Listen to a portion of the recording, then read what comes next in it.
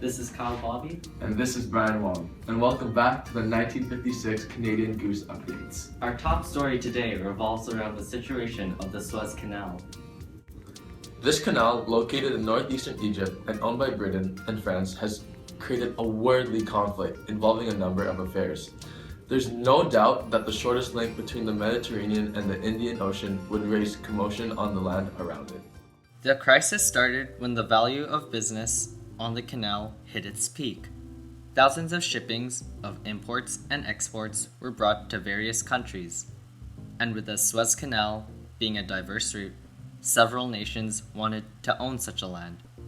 Half a year ago, Egypt's president, Gamal Abdel Nasser, concluded his plan in seizing the canal from its original owners, Britain and France.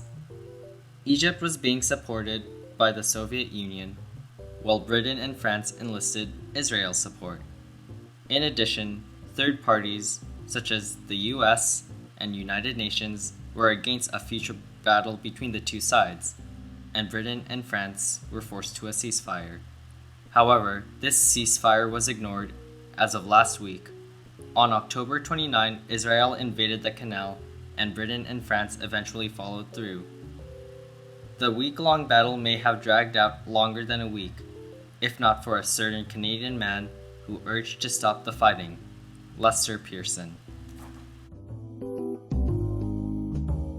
Here we have an interview recording of Brian and Lester Pearson discussing his recently launched plan to expel any more violence down at the canal. I'm Brian Wong, and here with me is the Canadian Prime Minister of External Affairs, Lester Pearson. Now, Mr. Pearson, please explain to me your plan to eradicate any more violence that has currently been happening in the Suez Canal. Thank you for having me, Brian. Essentially, my first attempt in stopping the Suez Canal crisis was to create a ceasefire.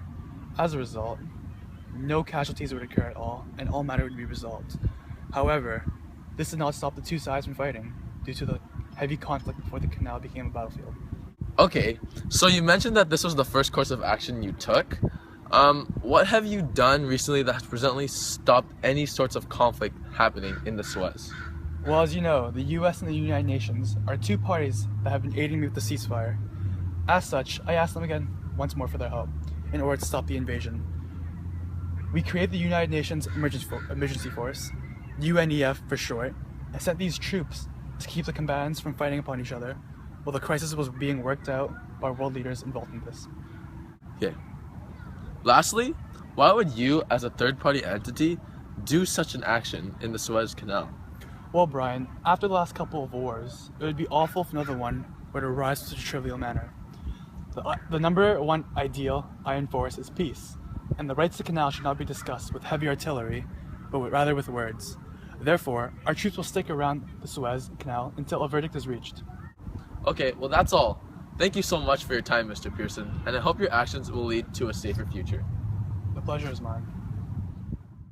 So Lester Pearson is quite the peacekeeping individual, right, Brian? Yeah, looking out for other people in order to achieve the ideals of peace.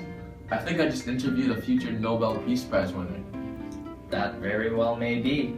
Well, this has been the current events section of the Canadian Goose, and the program will be back later, so stay tuned after the following messages.